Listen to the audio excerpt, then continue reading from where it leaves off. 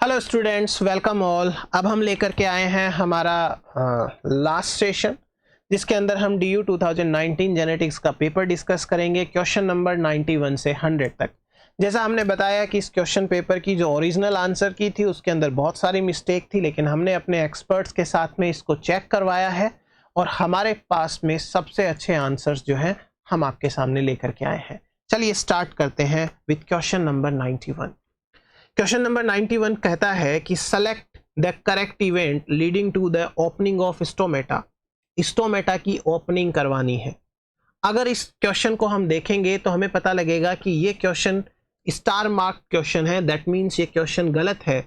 जो ऑप्शन सही है उनका कॉम्बिनेशन नहीं दिया हुआ।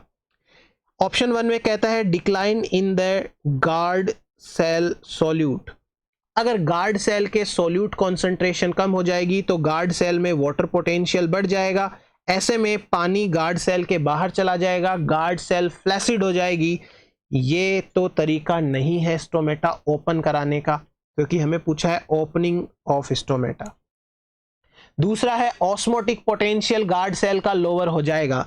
अगर ऑस्मोटिक पोटेंशियल गार्ड सेल का लोअर हो जाता है तो अगेन बात वही है, वाटर पोटेंशियल बढ़ जाता है, वाटर बाहर निकल जाएगा। तो ये भी तरीका नहीं है गार्ड सेल को ओपन करने का।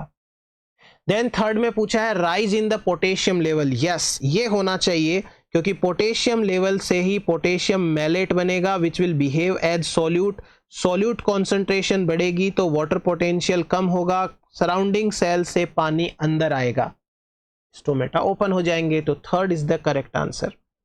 फोर्थ स्टेटमेंट में लिखा है movement of water from neighbouring cells into the guard cells. Yes, ये होना ही चाहिए, तभी हो पाएगा। And 5 guard cells become flaccid. Obviously no, guard cells flaccid होगी तो स्टोमेटा क्लोज हो जाएंगे। So correct statements are option number 3 and option number 4। और ऐसा हमें देखने को मिल रहा है कहीं भी नहीं, इसलिए ये कोई भी आंसर इसका सही नहीं है। स्टार मार्क ये क्वेश्चन हमारा बन जाता है। चलिए नेक्स्ट क्वेश्चन देखते हैं। नेक्स्ट क्वेश्चन में कहा है कि while studying functional conservation of A gene across species. Across species मतलब कि स्पीसीज ए है या स्पीसीज 1 है, दूसरा स्पीसीज 2 है।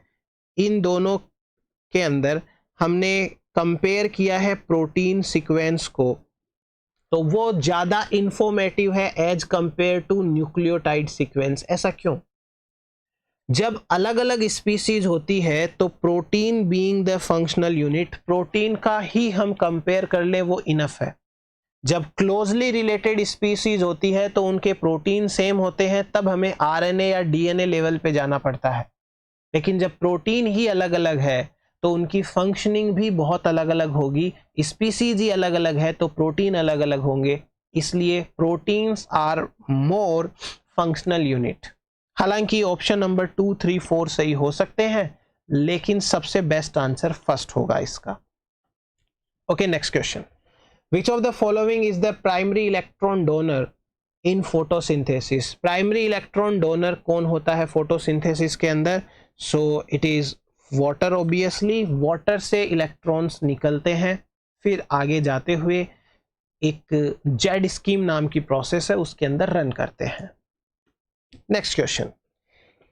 ए plant heterozygous for 3 unlinked gene capital A small a capital B small b capital D small d is self crossed. इसका मतलब capital A small a capital B small b capital D small d का self cross कराया है capital A small a capital B small b capital D small d के साथ में, मतलब खुद के ही साथ में self cross.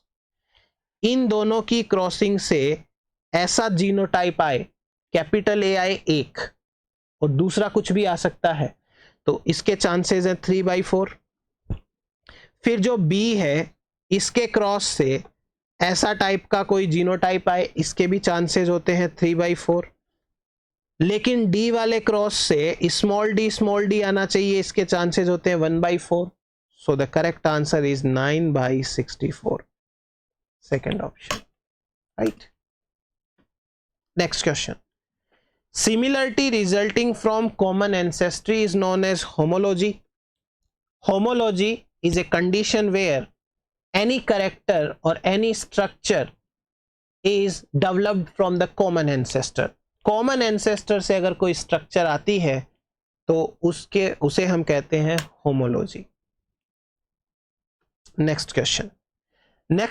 The enzyme used in synthesizing RNA template in vitro in the experiments leading to deciphering the genetic code was.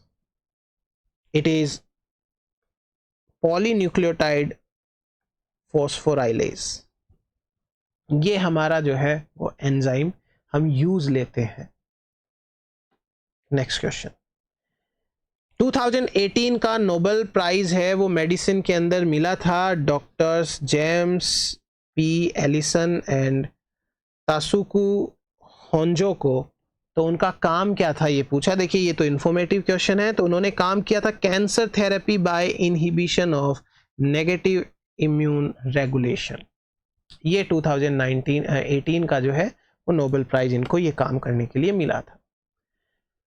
Let's move to the next question. The concept of Racon was proposed by Seymour Belanger by studying recombination between.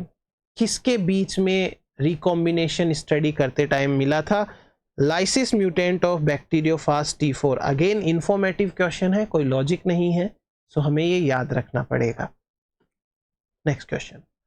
Addition of salt to culture media only allow the salt tolerant bacteria to grow.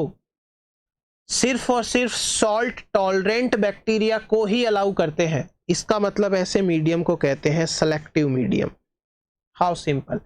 Selectively वो एक particular type के bacteria को ही allow करते हैं. चलिए last question of our discussion. The correct order of post transcriptional modification. देखिए जब transcription चल रहा होता है तो एक आरएनए पॉलीमरेज बाइंड रहेगा और इस आरएनए पॉलीमरेज से एक आरएनए बनता रहता है. सबसे पहले 5 प्राइम कैपिंग बहुत ज़रूरी है ताकि ये वाला एंड है वो एंड प्रोटेक्ट हो जाए और इसका एक्सोन्यूक्लिएज डिग्रेडेशन ना कर पाए. उसके बाद जैसे जैसे आरएनए आगे आता चला जाता है स्प्लाइसियोसोम इससे जो है वो इंट्रॉन को हटा देते हैं और जब ये कंप्लीट हो जाता है तो एक पॉली ए टेल आकर इसको ज्वाइन कर लेती है. तो सही ऑर्डर क्या होगा. Capping, splicing and then poly adenylation. Second is the correct answer. So that's how we can complete the session with all our questions. Hopefully आपको अच्छा लगा होगा. तो पढ़ते रहिएगा, अच्छे से मेहनत करिएगा. ऑल